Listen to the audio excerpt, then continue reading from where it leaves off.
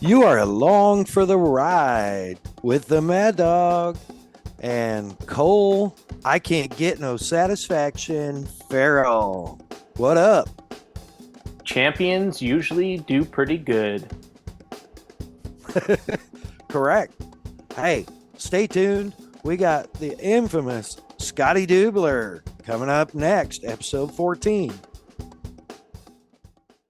I decided to fly through the air and live in the sunlight and enjoy life as much as I could, and that's just what I'm doing. Okay,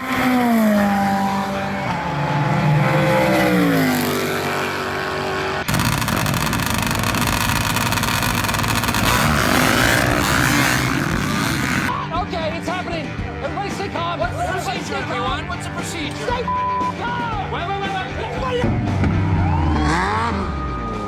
Hey, welcome to episode 14.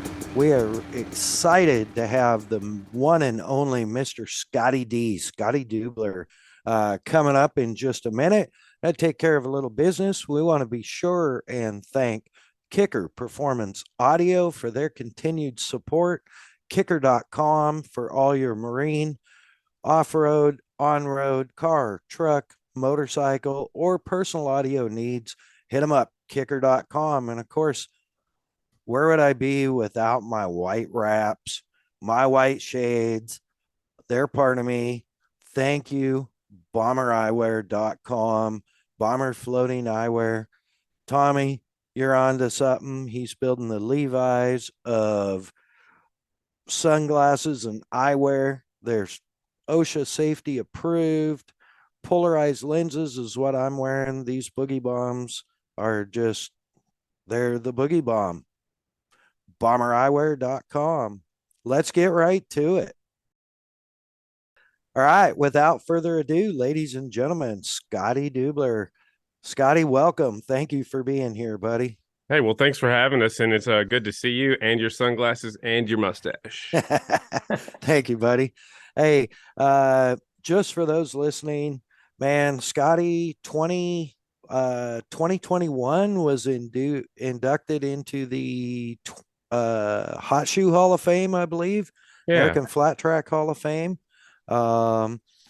Big, huge background in flat track, motorcycles. He's voice of American Flat Track now. Even on TV with American Flat Track, voice of Arena Cross and Kicker Arena Cross. I just worked with you at a Kicker Enduro Cross a couple of weekends ago. Man, it's an honor to have you here, Scottie. Thank you.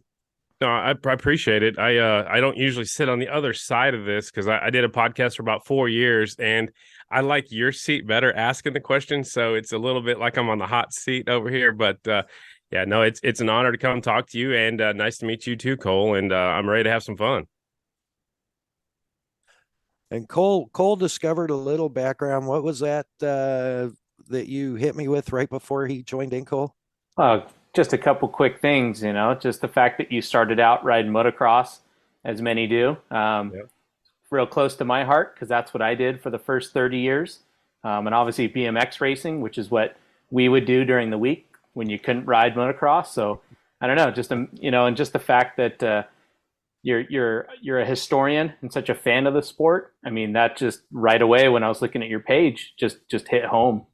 Yeah, I obviously I'm a third generation flat tracker, and growing up at a racetrack, my dad kind of, cut the racetrack into the side of the hill there. And I was born in South Dakota in Sioux Falls, and I grew up there.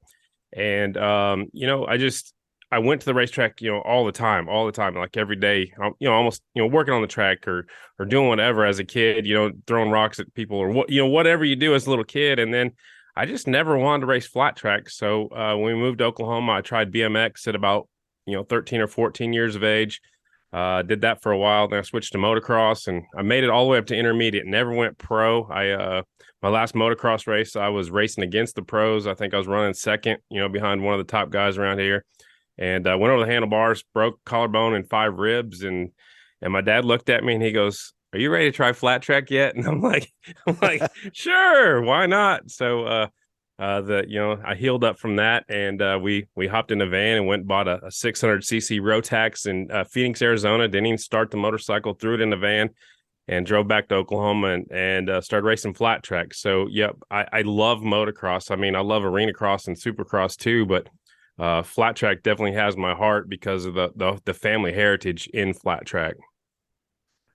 Yeah, for sure. And that gets me right to where I was going to ask you. My first question was, where did it start? When did it start? So give us a little timeline. Okay, so I was born in '72, so I just turned 50. I raced a Happy little. birthday. Yeah, thank you. Yeah, that was back in August, but I celebrated for a whole month. I guess you need to do that when you turn 50 or something. But I think I raced, big wheel here and there. I raced go-karts as a little kid, and then, like I mentioned, the BMX, the motocross, and then flat track probably started in about 1993. I went pro pretty quickly. I think I raced a couple of amateur races, went pro. It wasn't because it was easy. It was because there weren't very many races around here, and there wasn't really a lot of fast amateur guys. And my dad's like, if you want to go fast, you got to learn from the fast guys. So I go pro. Ronnie Jones, one of my heroes, who's from right here in Oklahoma City, him and a few other people signed a letter that I had to send into the AMA to get my pro license, and they vouched for me. And I go pro, and I was okay. I had the best time traveling, to all the races with just me and my dad most of the time. Sometimes if I was riding for somebody else, they might ride with us, or sometimes I'd take my good buddy Stoney with me, and we just hop in the van and go race, and we'd come back and go back to work on the next Monday. But I was a pro rider, I guess probably from '93 and 2000. My cousin was killed right in front of me, and that kind of changes everything a little bit. And I had a daughter, and I was, trying to figure out, this is going to be a career path for me, or is this more of a hobby?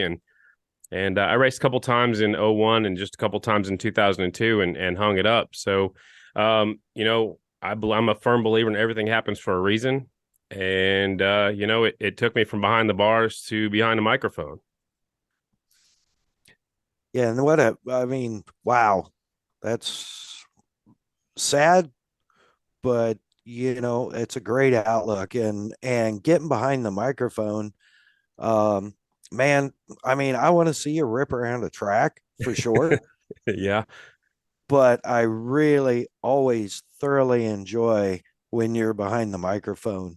You really brought, not even on American Flat Track, not to take anything from Ralph at all, but you really added something to what he was doing, and really up the level there. I think a lot of it, I believe, is your energy, man. It's like contagious. Yeah, like I've said, growing up at the racetrack, I love knowing what's going on. So I've always been kind of called an informative announcer, because, like, I do a lot of the amateur nationals, which is like the flat track grand championships, kind of like, in motocross, the mini Olympics or whatever. So it's a lot of that stuff. But I also try to be informative as far as, what's happening on the racetrack, what races out there, so people in the pits can keep up with what's going on. So I kind of have to change my, switch gears a little bit whenever I do the TV for FS1. And sitting next to Ralph Shaheen, a pro that's been doing TV for 20 years, was, it was a little intimidating at first. I'm not going to lie. But now we're friends, and I'm friends with Ralph Shaheen. Who would ever thought that would happen, and we get along really well, and we can almost finish each other's sentences, but it is hard for me to go from the play-by-play guy to the flat track expert, but I've done it before. I did it before this year, actually, on ESPN for the X Games. And, that was a whole nother animal, because you're sitting in a very different position. Sometimes you can't see the racetrack. There's people beside you handing you note cards that they want they want you to say certain things, some things that maybe I wouldn't even have thought about, or some things that, like, they not necessarily dumb it down, but relate, why is he wearing a steel shoe on his left foot, and why is he doing this on the motorcycle? And then there's also interesting stats like how big the track is, and how, what the top miles per hour is, and stuff like that. So it's just like they wanted me to say certain things to make it more relatable, or maybe to make it show how fast we're going, or whatever they wanted, but that was it's been a whirlwind. I know I listened to Wes Kane, and he said that word a couple times too before, and when he was on your podcast, and it is a whirlwind. I mean, you gotta be ready for whatever's coming at you, and you have to keep your calm or get excited. Whatever. I do get excited a lot. That's how you started this question. Is I do get excited because excitement breeds more excitement. If the racing's absolutely good. If the racing's good, you start talking about it and hyping it up, and then the racers, they can hear the crowd. They start getting a little more anxious. I mean, not to say that an announcer can change the outcome of a race, but it can change the feel for the person in the seat or the person sitting at home enjoying it. They can get a little more out of it, or maybe get a little amped up a little bit more just because of the announcer. Yeah, absolutely. I agree 1,000%. And to that, I believe in certain venues, an announcer could definitely affect the racer's attitude on the track by getting the crowd hyped up.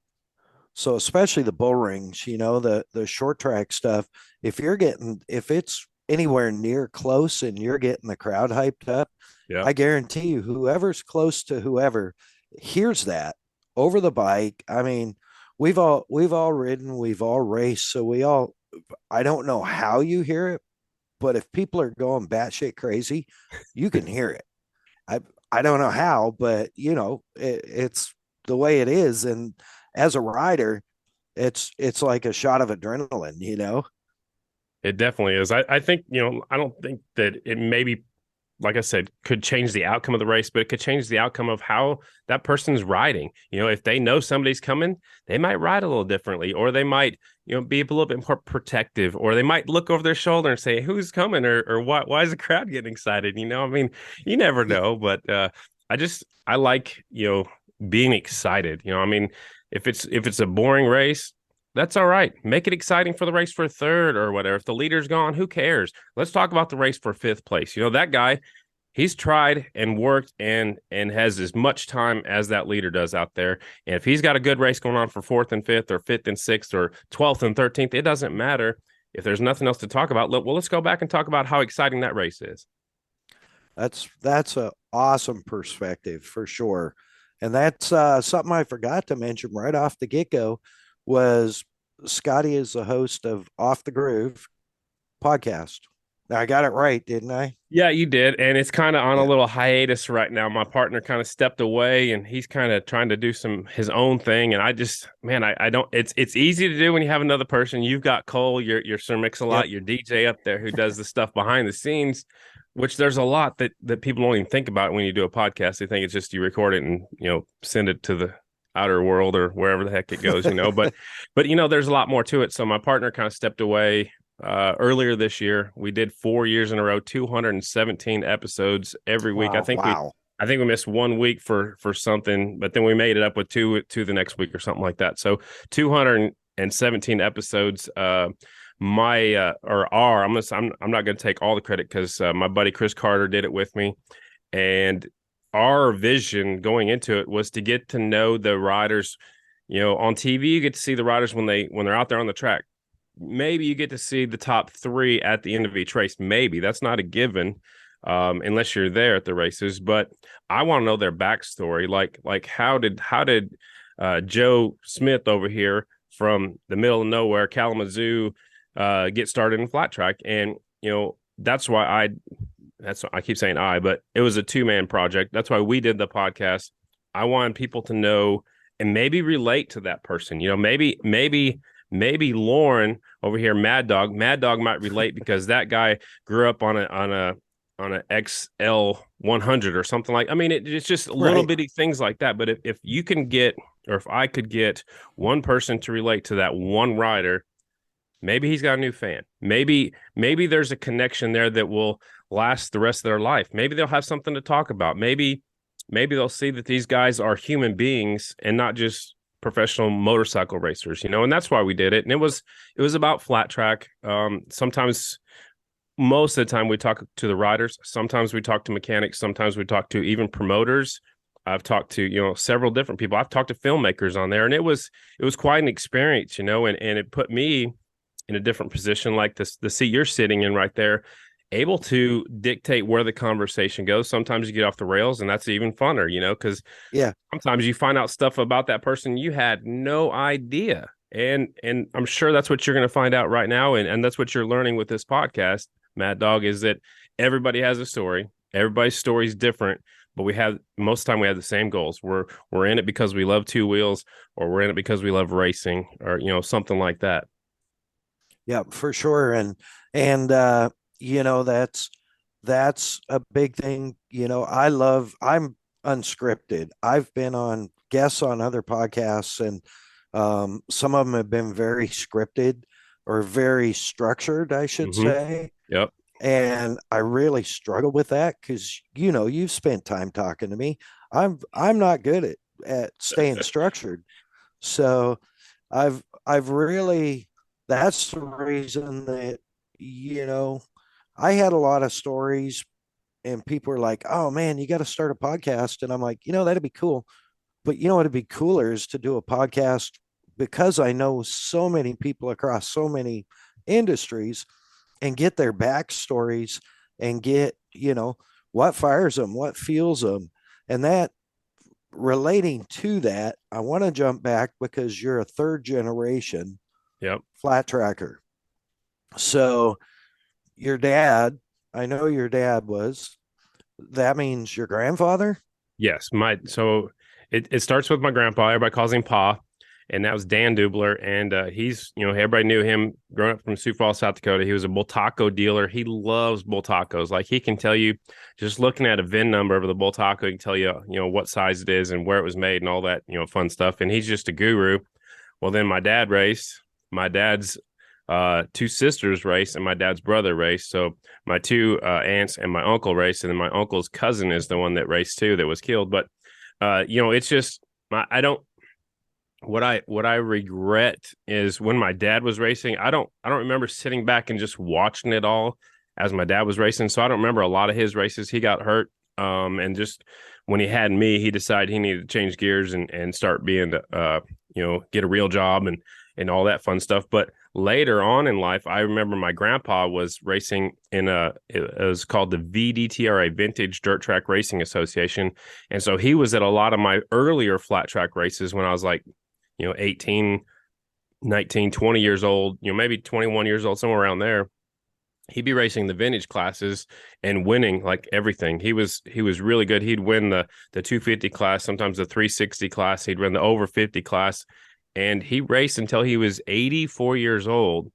And wow, one of my favorite memories was Sturgis not that long ago. As his last race, he won the 250. Let's see, he won the 250 brakeless class and the over 50 class at 84 years of age. And then he hung it up, and Graham, Graham actually has a question on every one of my podcasts. That's my grandma. We call her Graham because she didn't want to be called grandma. So everybody thinks she's my mom because my mom never went to my races, but Graham was always there, and Graham kind of looks, younger. So everybody thinks she's my mom, but it's Graham. Graham said that was enough, and at 84 years of age, Pa retired. And I have that bull taco out in the shop that he ran for most of the races that I can remember him racing on. He ran that bike that's in my garage right now. So it's pretty cool. And it's just my whole family on my dad's side, everyone of them love flat track. Wow, you still have that bike, man. That's amazing. Yeah. I think we've all had our hands on bikes that we wish after the fact we'd have kept our hands on. Mm-hmm. And so it's impressive to snag that one and go, yeah, it's not, and it's got some unbelievable history to it. It definitely does. And it's weird because they got stolen a few years ago on right around Christmas. Somebody stole it out of the shed behind their house here in Yukon, Oklahoma.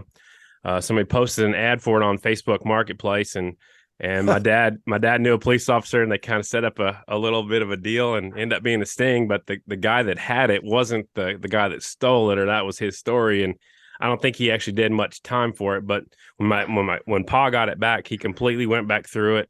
Right now, if I go out there and put oil in it and put gas in it, I run mixed gas because it's a 2-stroke.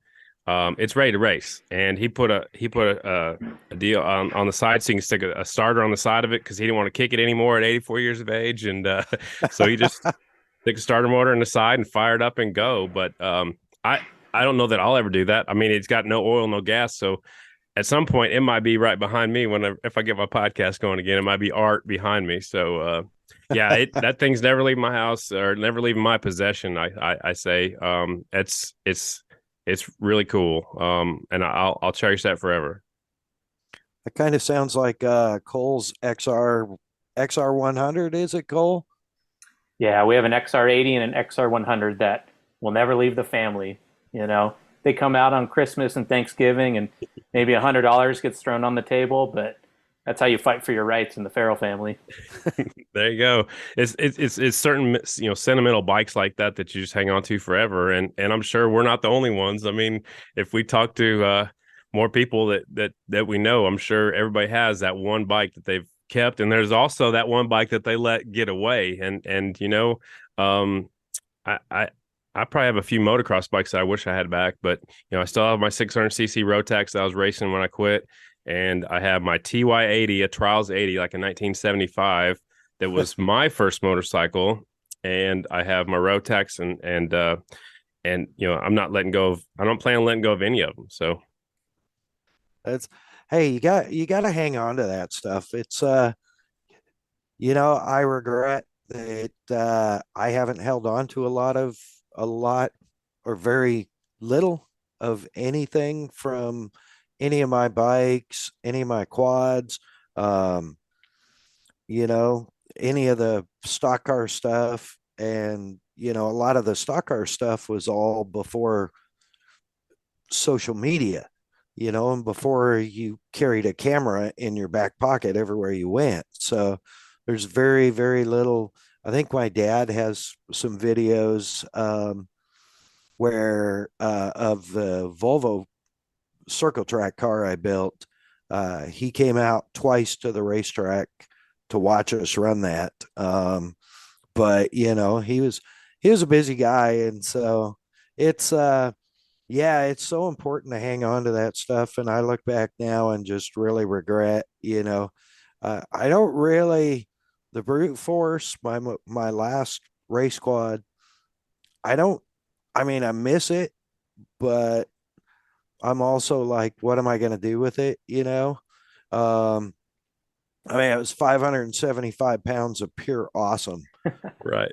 But if you have it sitting there, Lauren, you'd want to hop on it and go rip it down the street, and then you're going to want to go race it. So I get you. That's why my Rotax isn't here at my house. It stays at my dad's house. So I just can't put gas in it and ride it down the street and get the cops called on me or whatever. So, I get that part, but man, it's cool to have some of those pieces, even if they're just talking pieces, now, or, trophies or whatnot, but it's cool to still have them. And I don't know what's going to happen to them after I'm gone, because my daughter, she doesn't care about them, but it means something to me. Maybe she'll gain an interest, you're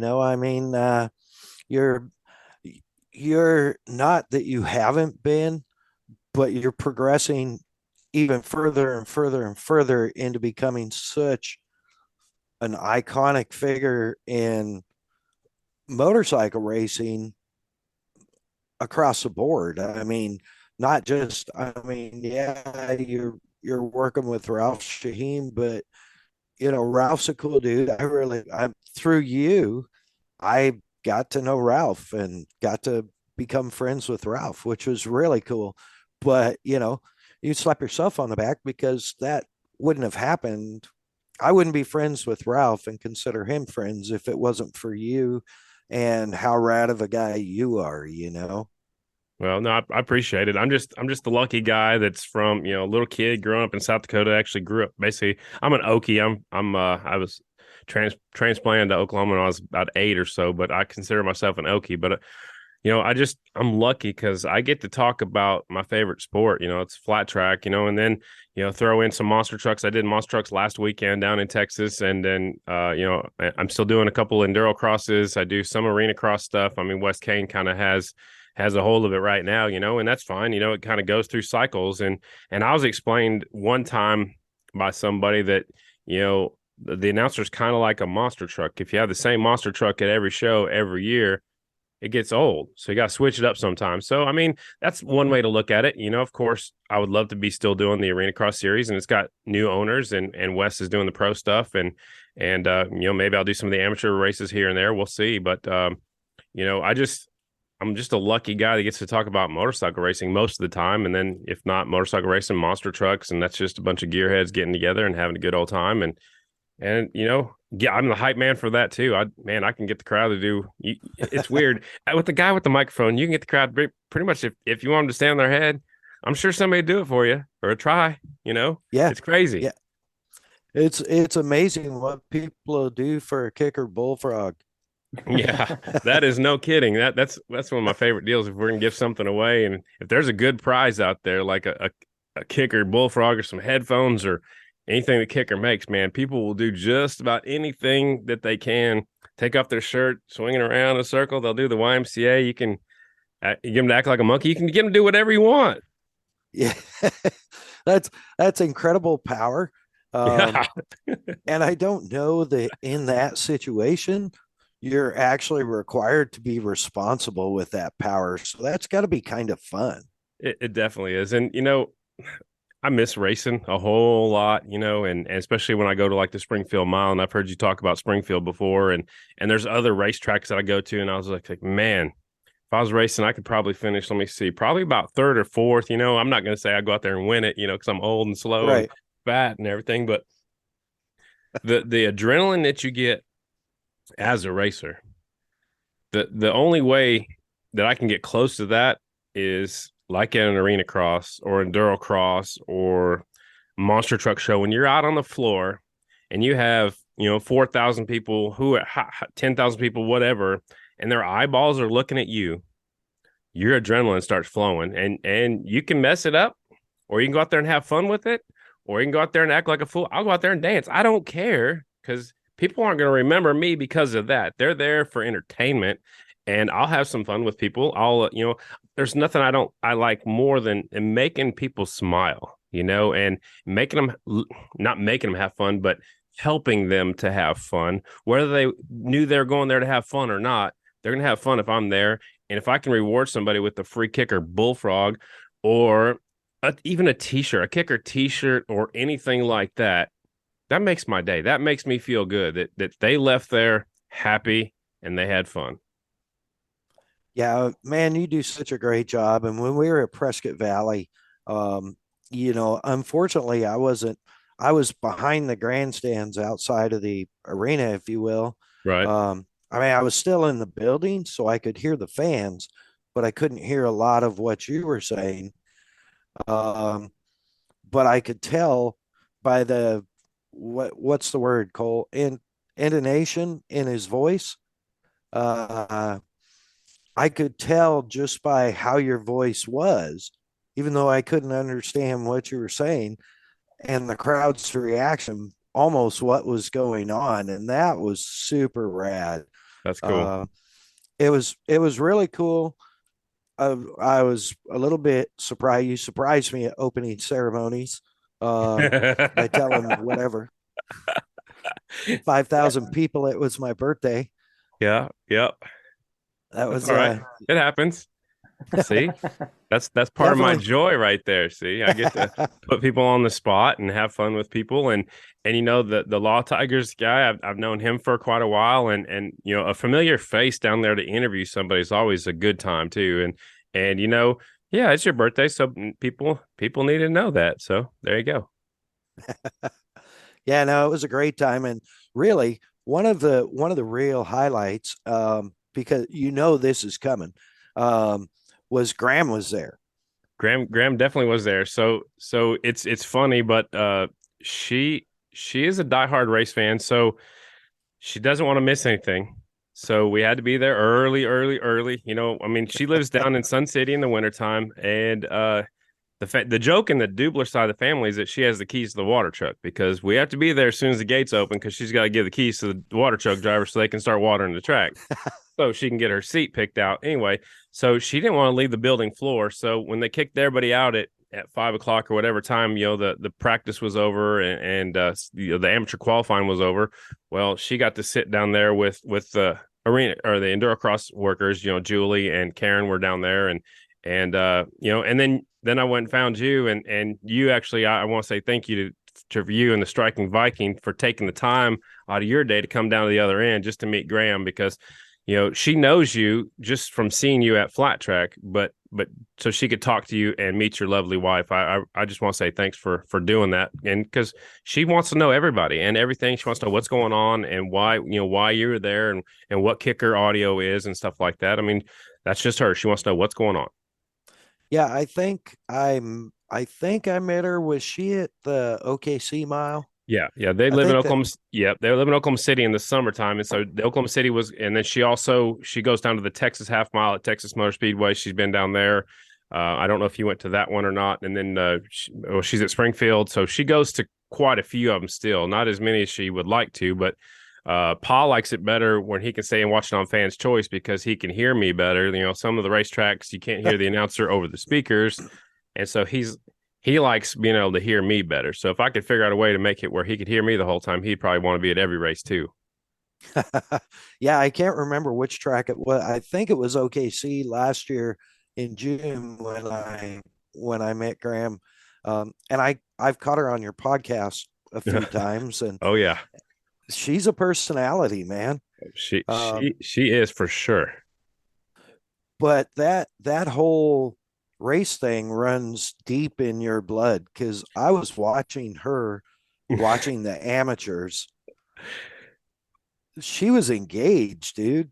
And she doesn't have a favorite racer per se anymore. Like her favorite racer was Ricky Graham. He passed away, and she loved Ronnie Jones. He races every once in a while, but she cheers for all of them, and she wants to have a safe race. And she'll if there's a race for second, she'll be cheering for both of them. It doesn't matter as long as they're having a good race. And sometimes she'll get up on her feet and she shakes her fists at them and stuff like that. I mean, not being mad or not being hateful, but she just cheers them on. And like I said, she didn't want to miss one single race up there at Prescott Valley. And endurocross is new to her. She went there last year for the first time, and now she kind of follows along. She's 90 years old. She's on Instagram, and she follows, everybody on Instagram, and she kind of tells me what's going on,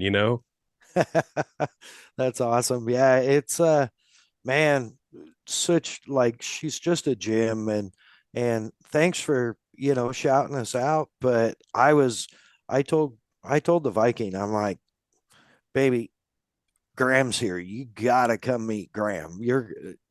This lady is an icon. I mean, like, and so I was excited to introduce her, and of course you met the Viking before, right, a few times. So it's always, she just loves the racing family, and to meet Graham, she was like, wow, that's so cool. And I think we walked out to watch some of the amateur racing, and we looked down, and Graham's sitting down there in her little VIP corner there, mm-hmm.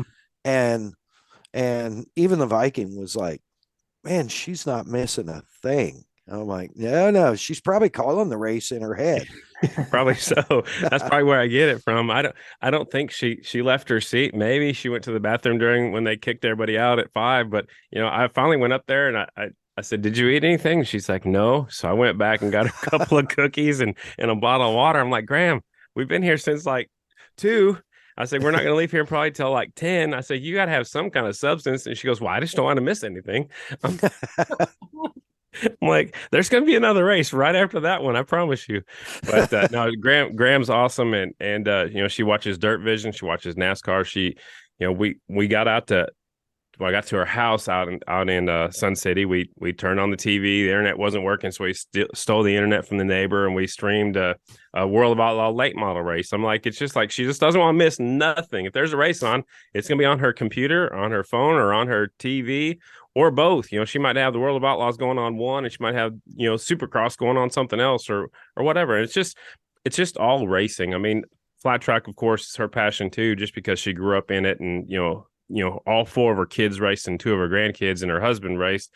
So flat track's it for her. And she can tell you stories after stories, and Pa can too, about back in the day. And I remember a trip not that long ago. We drove to Ohio. It was one of the first, maybe early on in my announcing career, and I had to get myself to the races, and things change and people pick up travel different ways. So me and Graham and Pa hopped in the car, just a little bitty car, and drove all the way from Oklahoma City to Lima, Ohio. Well, you're looking at 15 hours, and I never heard the same story twice. And I remember hearing about a race in 1968, and Pa was running this bike, and he had this tire on the front and this tire on the rear, and he had a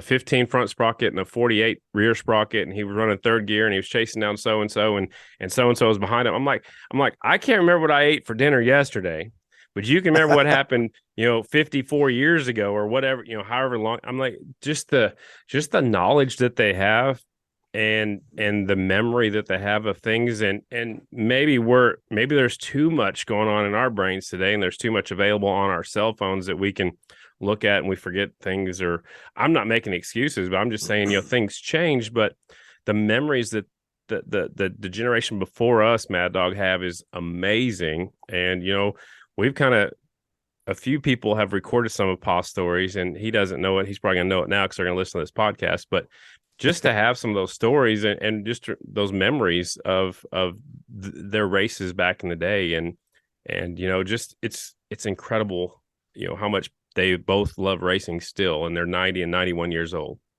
That's awesome. And that's one of the main reasons I started this, is to get those stories, and I'm hoping pretty quickly here in the next couple of months to get Rob Muzzy on.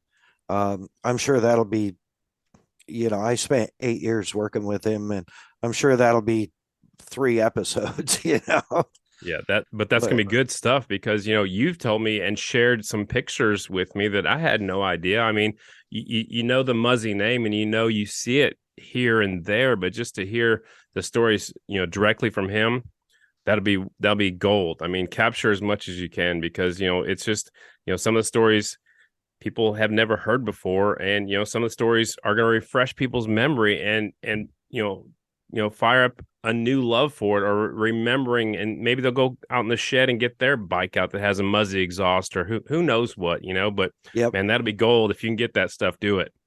Yeah, I'm really working towards that. And the other one I want to get is my pop, because my pop is a lot like your pop, my dad, he's my dad, not my grandpa, but we call him Pops. But I mean, he grew up in the 50s in Southern California, and we'll sit down and talk about stuff, and he'll talk about, this flathead or this car or the things they did. He did some work as a West Coast NASCAR Grand National crew chief, and I'm like, wait, but you're a preacher. You're a mission. Well, yeah, but I wasn't always, and some of the stuff they did, that innovative, how racing is, right? If it's not in the rule book, it's legal until it's in the rule book, right? Yep, exactly. And they used to run, I think he built a 56 Chevy, and they ran the convertible frame under the hardtop body, because the convertible frame was so much stiffer. Wow.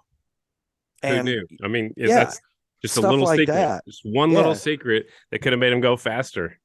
Oh yeah, I'm sure the car handled that much better because of it, and I've been blessed to work when I was building circle track cars with a gentleman who unfortunately is no longer with us, and Mike Fast Lane, the original Fat Cat, and that dude taught me.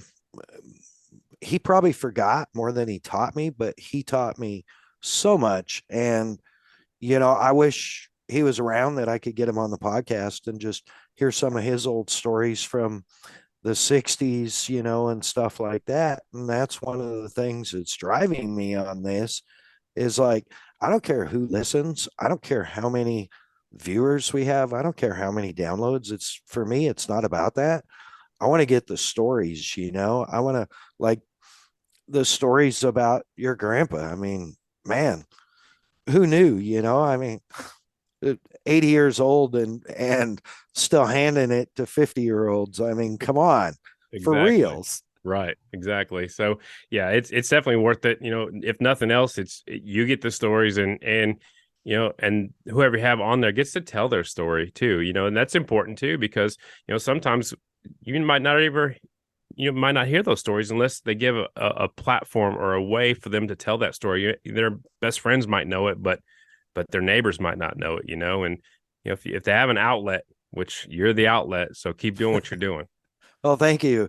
And ditto, you got to get back on that bike. And it's funny because, well, not funny haha, but funny relatable. Cole started this, the premix podcast was all about Southern California dirt bike lifestyle, and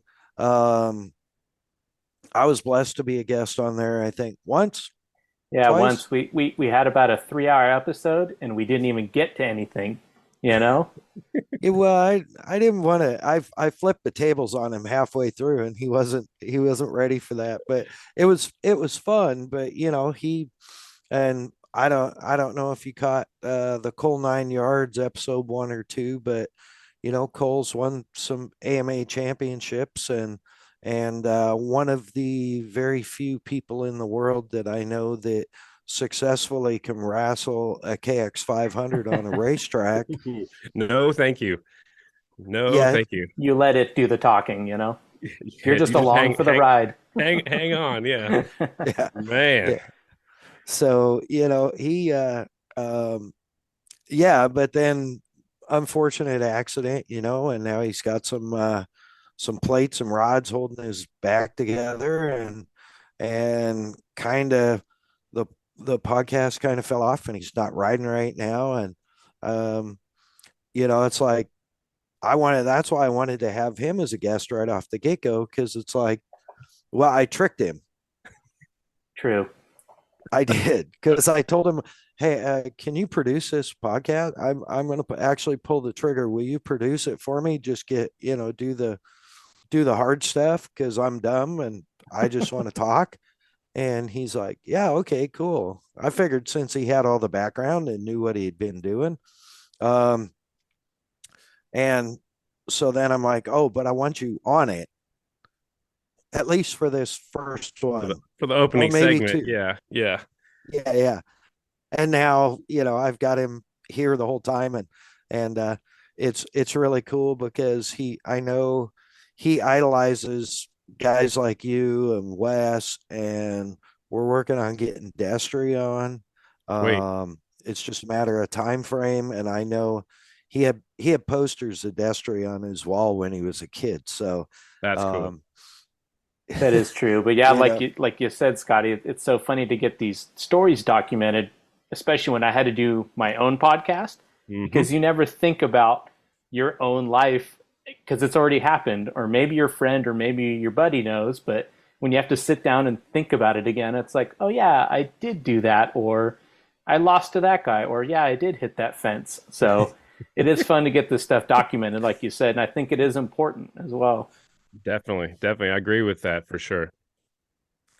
Cole is like a monster two-wheel, just anything two-wheel he's about. And of course, being he's in Orange County, California, and literally grew up from, I think, before he had teeth, going to Orange County Speedway. Absolutely. So Yep. um he will be at the Speedway. And I remember this, like, what was that, 3 or 4 years ago? We're at the Speedway, and he's just spewing facts at me, historical facts. And then he seemed like quite offended that I didn't know some of that. Oh, I wasn't offended. I just And wanted to share. I just wanted you to have the full experience, you know? he's telling me facts about Muzzy back in, what was it, the 60s? on the Speedway It or would have been something the like that? 70s. Yeah, late 70s. 70s. And I'm like, dude, I had no idea. I mean, Your boss. No. yeah, That's yeah. great. So it was really cool, and we're so blessed to be able to do this. So much fun. Um, I really appreciate you agreeing to come on. I mean, come on, dude. You're a Fox Sports TV color commentator and play-by-play guy, and you're on like my little pin drop podcast. It doesn't matter. It doesn't matter. I'll do anything for you, Lauren. You're an awesome dude, and I'm glad that we met. I'm glad our paths crossed, and I can't even remember how many years ago it was, but we've been good buds ever since. And it's like when you're at the racetrack and I see you and you're there. We're racing today. Yeah, yeah. That's exactly it, and it's funny because I've talked about that as that's my racing fix. Mhm. Um, Viking won't let me sling a leg anymore. Although I am going to. I got her agreed to a cruiser, Okay. so or a gold wing. And so I have this vision of a gold wing completely stripped down, chopped, everything gone, big monster front tire, big monster back tire, nothing but a motor and part of the frame.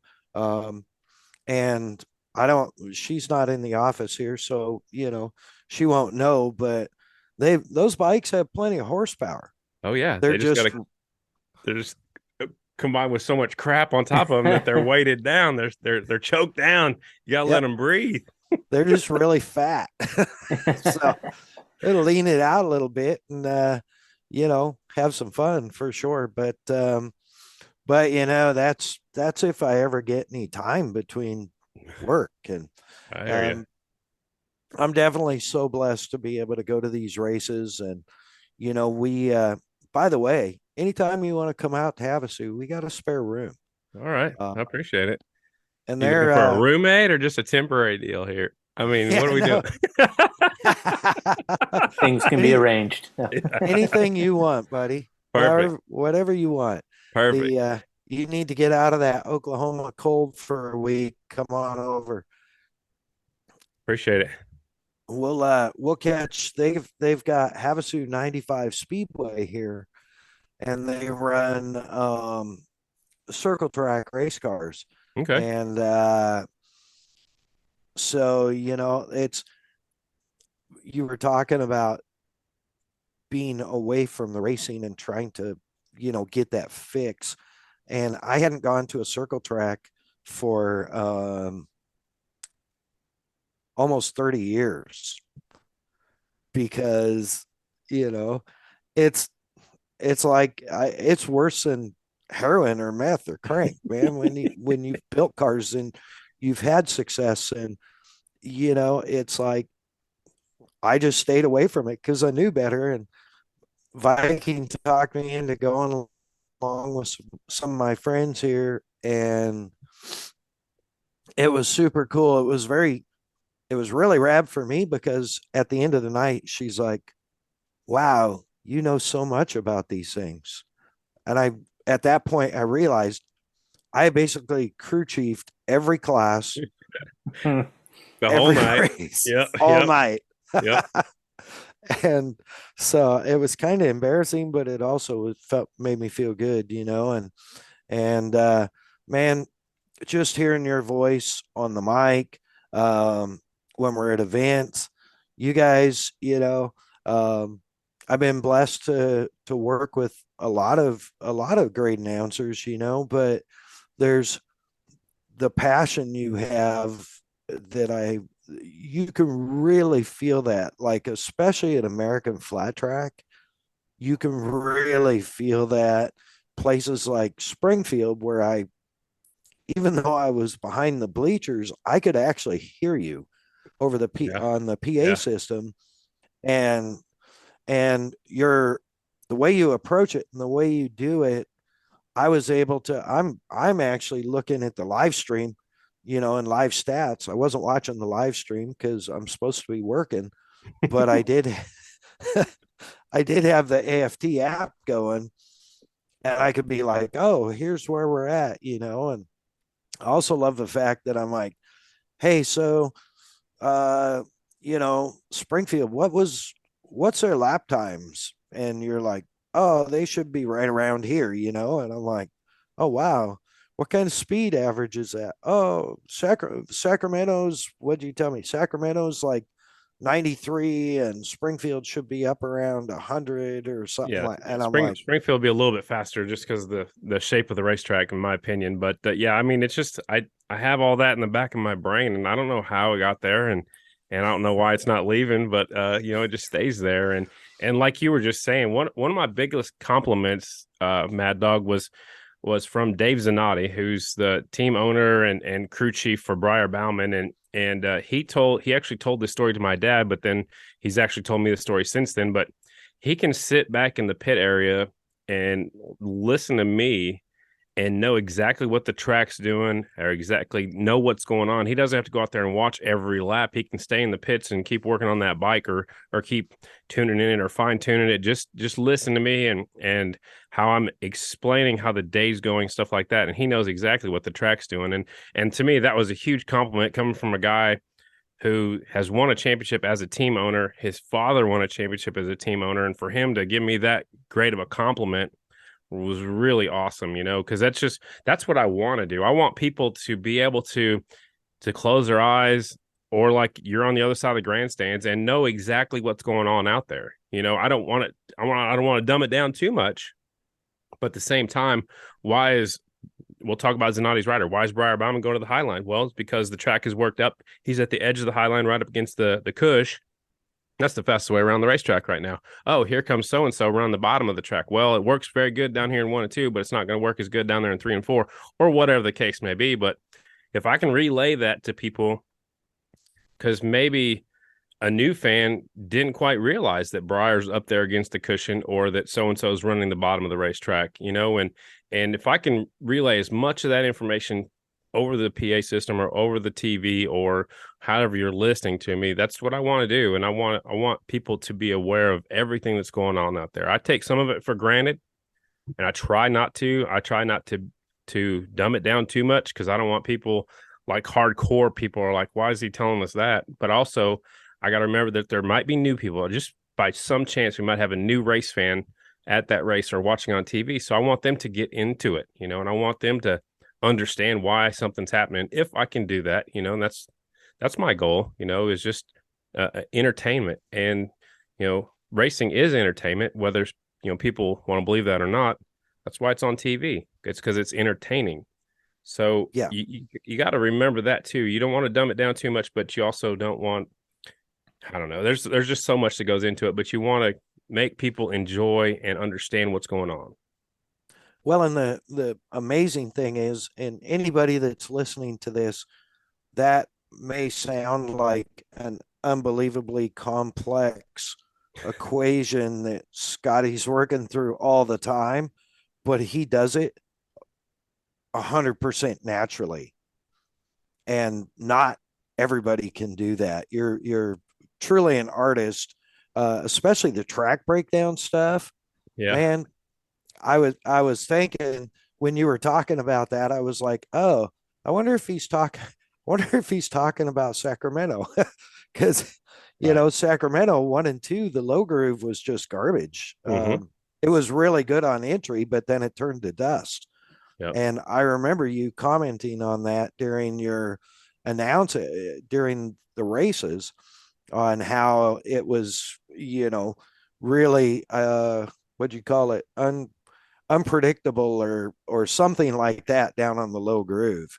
And sometimes it's as simple as being inconsistent. If it's dry in one spot and wet in one spot, yep, you can't be on the gas all the way through the same, because when it's dry, you're going to light up the rear wheel, and when it's wet, you're going to have traction. So it'll upset the suspension, which, you have to back off the throttle. And so that's not going to be the fast way around. So again, it's just breaking it down, kind of dumbing it down without being too obvious or whatever. But yeah, I mean, I just want to say it how it is. And some of my favorite times were before I did TV, when I was just the play-by-play guy and just the event announcer, when I did the whole, the race from start to finish, and then throw it down to whoever's down there on the victory podium. Some of that stuff, some of my favorite stuff, because I don't have to, obviously I have to take a breath here and there, but I don't have to stop for, to let somebody else explain what's going on. If I can, drive the whole ship and steer it and captain it and feed the crew and do this and do that and and then send it down to the podium when it's all done, that's a lot of fun for me too. I mean, I love my job right now, and being on TV is incredible, and I'm honored to be on FS1. I was honored to be on ESPN. I've been on ABC a couple times, for the X Games, but I love the play-by-play live event announcing is so fun to me, and the TV's where everybody wants to go. Don't get me wrong, but live event stuff is really fun. Yeah, and I think you're right. There's two different things there. The live event stuff, how to balance it. I don't know how you do it, but you do an unbelievably good job, a great job. And I'm always, when I hear your voice, like when I'm at an event and I hear your voice, I'm like, yeah, Scottie D in the house. Yeah, I appreciate it. It's and man, we've had a lot of fun. It's been good. And I'm looking forward to hopefully a lot more in the next year or two or three or how many ever, I get to keep doing this, and everybody will put up with my shit. And it's really cool. I'm very fortunate to have run into you, and like I'm kind of late in chasing my dream as far as a dream job, and I get to run into so many great people. It's like you, and man, it's a real blessing to know you and your family, and we've just had so much fun. I'm grateful. I'm grateful. I'm grateful to meet you too. And you got, I've heard some of your podcasts before, and you say, about the job and, breaking down here and getting stuck here and the stuff behind the scenes.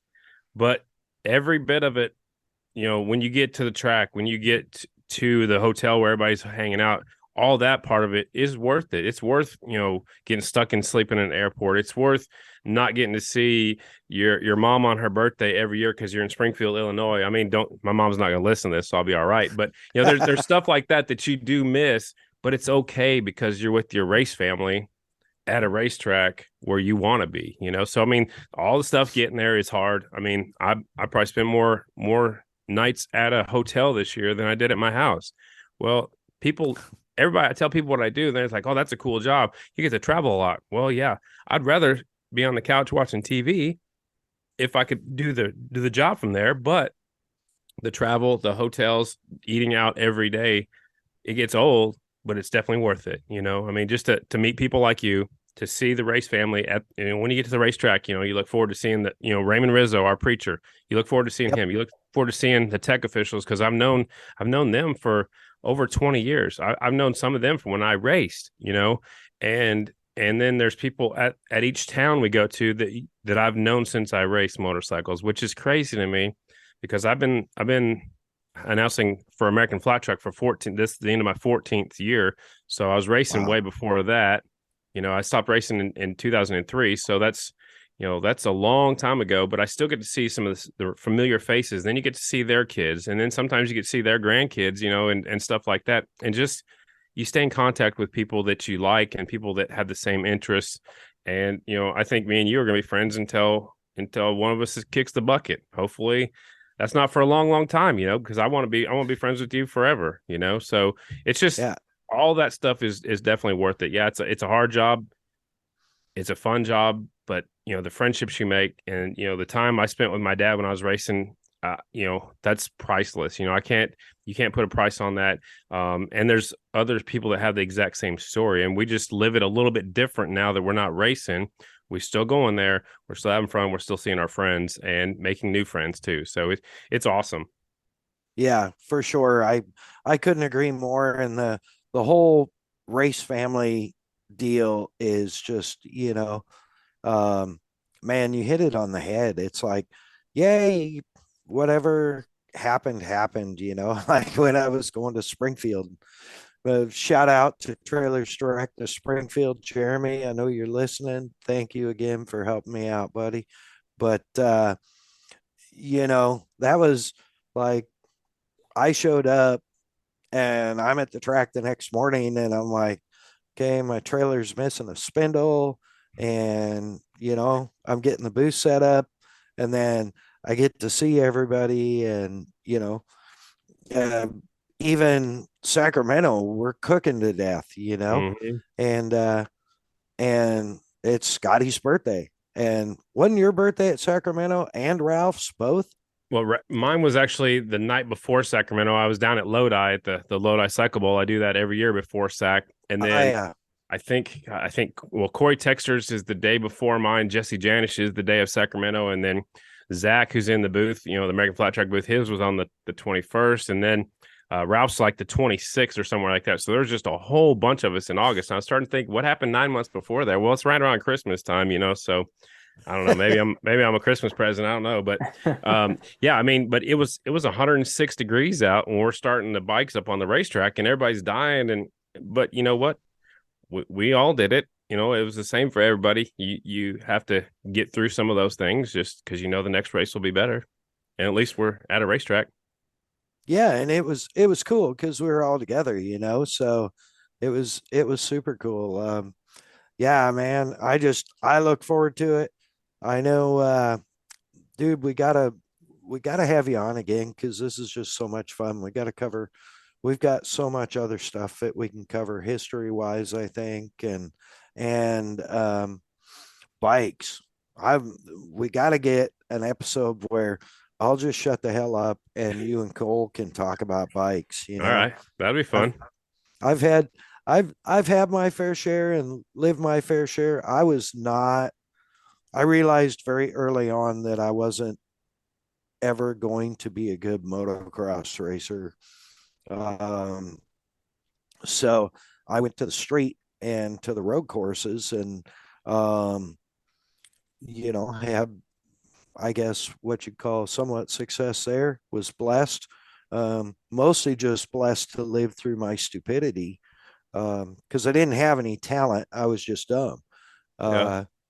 Uh, but it made for good memories. But as we move further on in life, it's like I get to meet all these cool people like you that have these great stories and I think, man, I just can't thank you enough for sharing your stories and being here, spending the hour with us.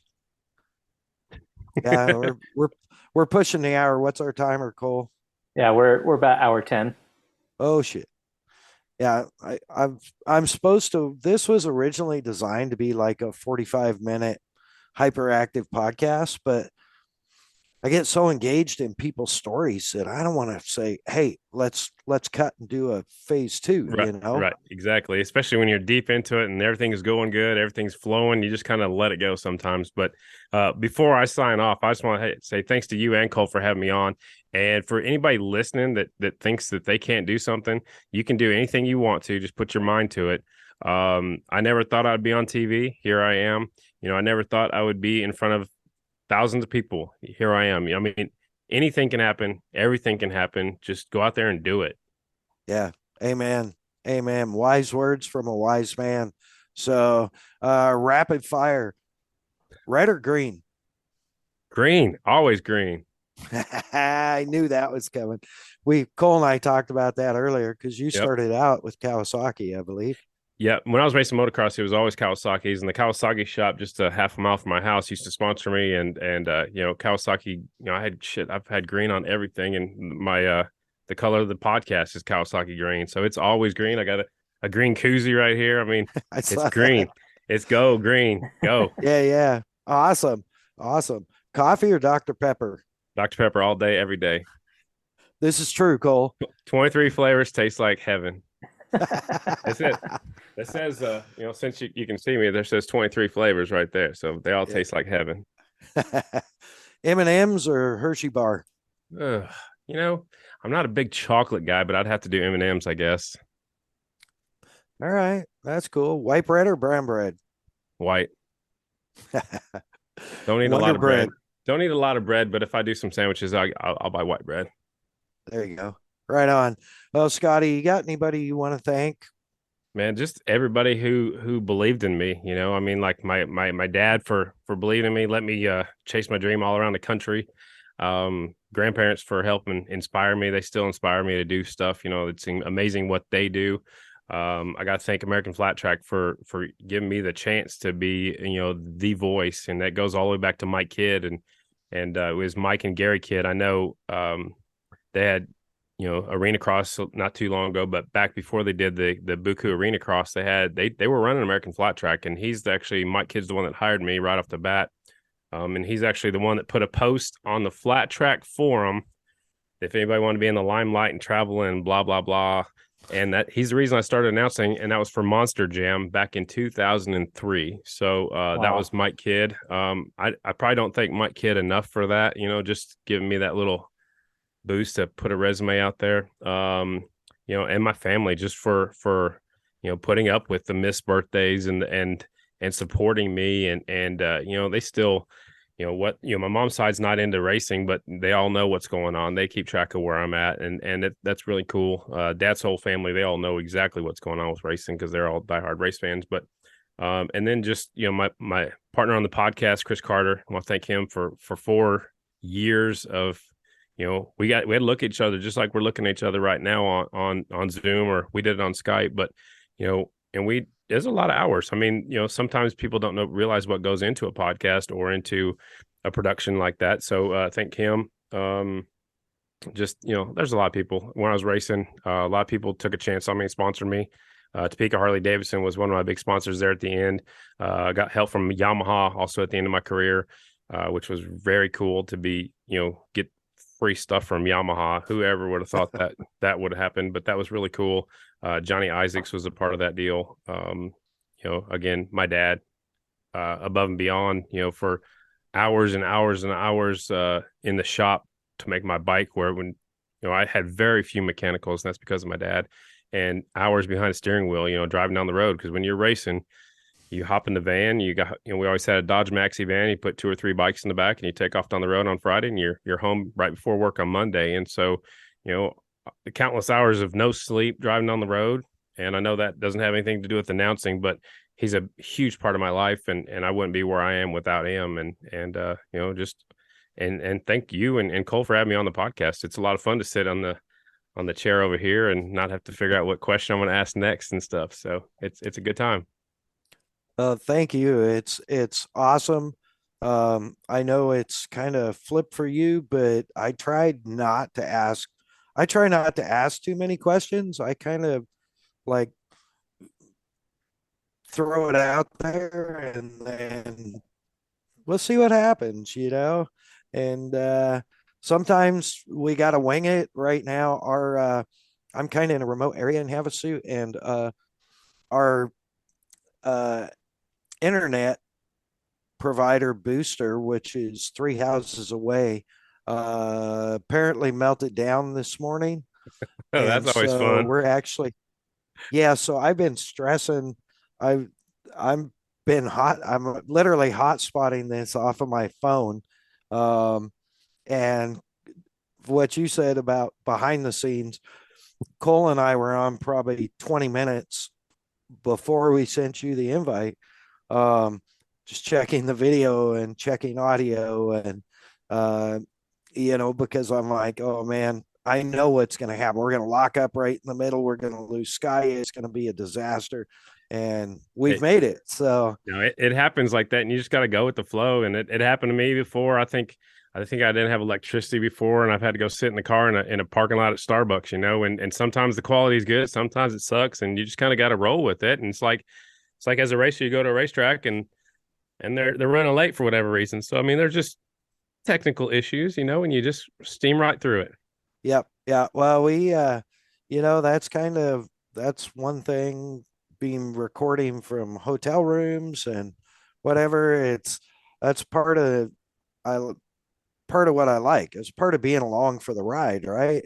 Exactly. And I want to thank you, Scotty, for bringing all our fans along for the ride tonight, or this afternoon or this morning, whenever they're listening to it. Just insert your spot there. Um, and man, I'm grateful that we've got to meet each other and that we've become great friends. And I know it's going to last a long time. Cole, what you got? Anything?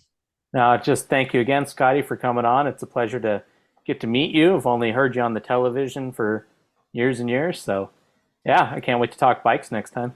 Awesome. That sounds fun. Nice to meet you, Cole and Mad Dog. Thanks a lot. And I'll see you at the Enduro Cross in Reno. How about that? Are you going?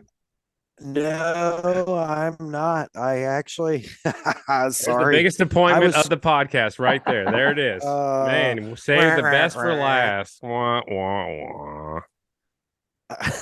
Who am I I going to had hang that out with? scheduled. Oh man, I don't know. Yeah, Should I just change my flight right now and stay home? Might as you well. can come to Havasu. We're we got it got Endurocross got preempted by the Sand, Water, and RV Expo Oh, Havasu. so you Um, just stay home. Lucky. yeah, All right. they were late getting the dates out, and so I was originally scheduled for Endurocross, and then I found out for sure last Thursday at SEMA that change of plans. So, um, which I I like the racing, but it's also cool to be around all the people, um, in this area, and uh, it's it's pretty rad to be able to be home. So, I don't blame you. um, Take it. well, you were Yep. probably home during OKC, so Yep. That's every once in a while. It was, and then Oklahoma City's not even on the schedule again. So yeah, sleeping in your own bed and working doesn't happen a whole lot for us. That's for sure. no, that's the truth. That's the truth. So, all right. Well, I think we'll sign off. I'll let you go get your dinner, and I think we'll take a minute and thank our buddies that support us. Um, Scotty, thank you so much, man. I Appreciate it, guys. so Thank you. much appreciate you. I'll see you soon, Cole. I'll meet you soon somewhere down the road. Sounds good, Scotty. Later. Man, what a guy.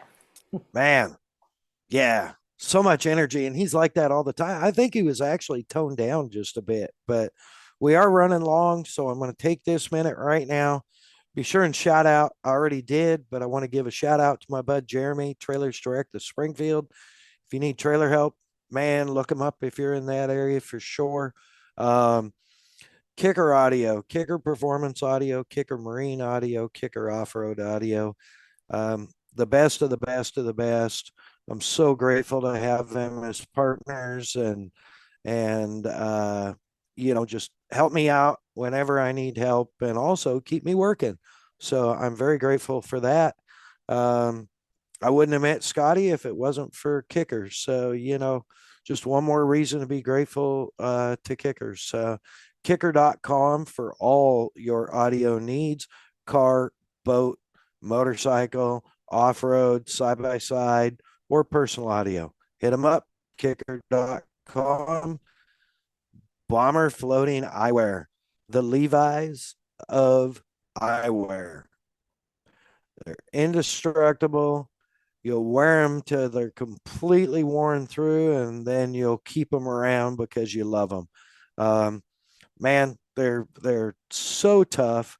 These boogie bombs that I'm wearing actually have OSHA approved, polarized, OSHA approved ANSI 87 safety lens. And they're available in multiple styles, multiple sizes. Hit them up at bombereyewear.com. The Premix Podcast.